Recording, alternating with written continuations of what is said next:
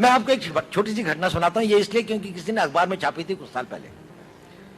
ऐसा हुआ कि वहां पर एक लाहौर के अंदर में एक बड़ी भारी वो है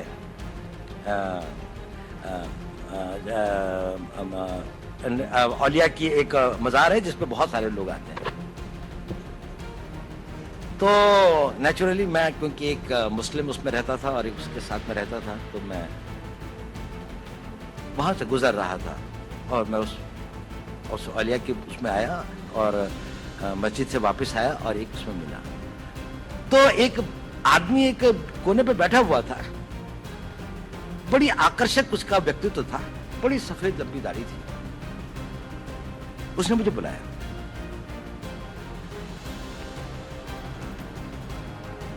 उसने कहा, तुम हिंदू हो?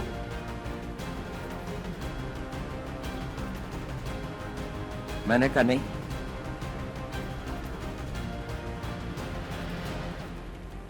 कहता मेरे साथ आओ। मैं उसके साथ चला गया। वो मुझे 2-4 गलियां ले जाके एक छोटे से कमरे में ले गया। उसने दरवाजा बंद कर दिया। उसने कहा, देखो तुम हिंदू हो। मैंने कहा, आप क्यों कहते हैं? कहने उसने कहा, देखिए आपके कान छिदे हुए हैं।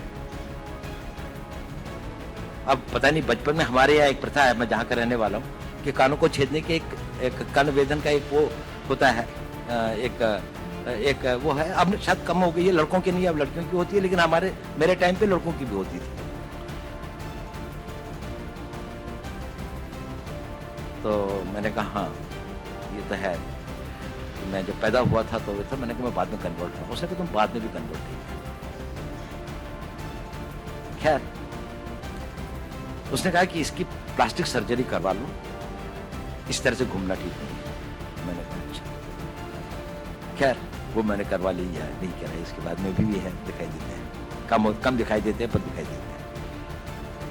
लेकिन मैंने कहा ये बताइए, इतनी सूक्ष्म दृष्टि और इतना नहीं, मैंने नहीं कहा, उसने ही कहा। उसने कहा देखो पता है मैंने ये ऐसा क्यों कहा? मैंने कहा क्यों? उसने कहा क्योंकि मैं भी हिंदू।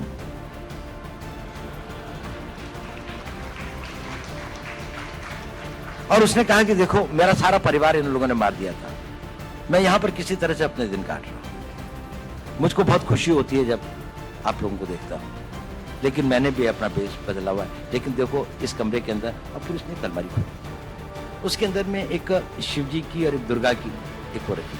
उसे कहा देखो मैं इनकी पूजा करता हूँ।